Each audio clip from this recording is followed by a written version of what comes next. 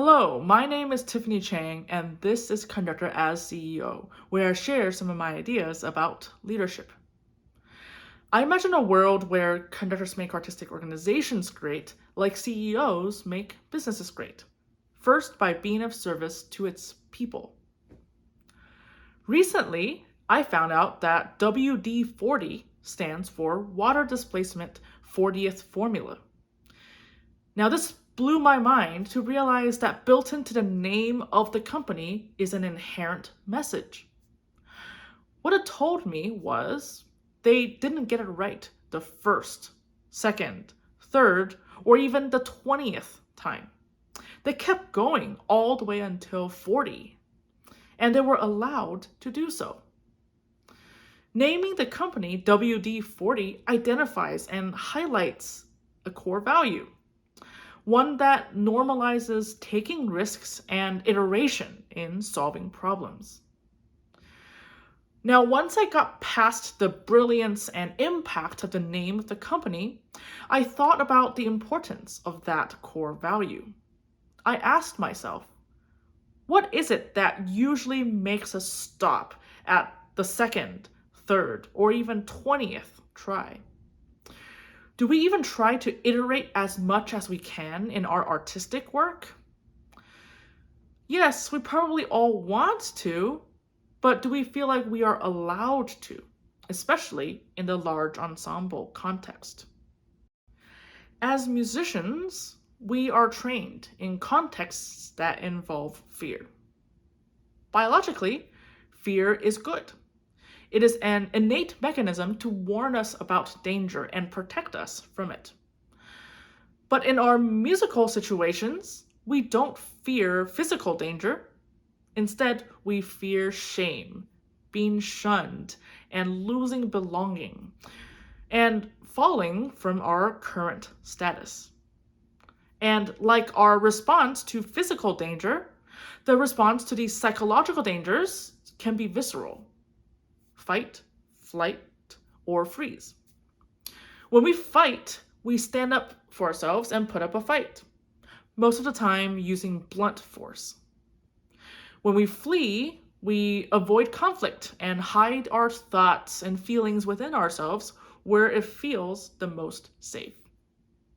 And when we freeze, we simply don't do anything, which is a form of hiding as well. When we fear losing status and belonging to the group, the feelings are so visceral that it becomes normal to see fear as a motivator when we are students or followers. And when we become a leader, we naturally think we must use it as a motivator too. We tell ourselves that if they're not afraid of losing their job, they won't do a good job. Or if they think their paycheck is dependent on reaching a quota of clients, they will be motivated to work harder to achieve that goal. Okay, so fear motivates. Now we can explore what it actually motivates. While it, of course, motivates action, fear also motivates covering up. We actively cover up our mistakes, hoping our bosses will miss them. We also internally cover up our thoughts by choosing to not speak up against something we don't think is a good idea, or by choosing to not share our half-baked ideas because what if it has a negative outcome, or what if it impacts our status negatively? When we cover up to protect ourselves, the best outcome is to not cause a scene or not attract attention. The fear of attention, and more precisely, the potential negative outcome of that attention, is what scares over 25% of humans about public speaking.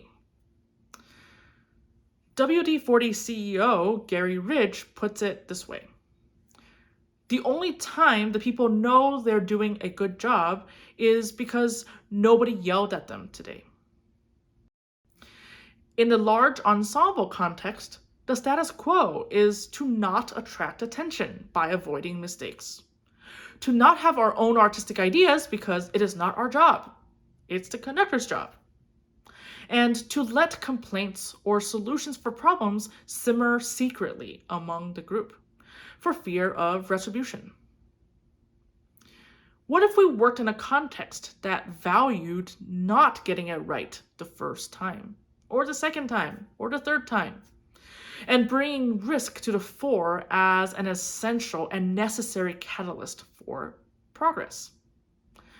What if we adjusted our responses to failed attempts from taking meaningful risks? What if fear was not a motivator to get us to do things, but rather something we're motivated to overcome?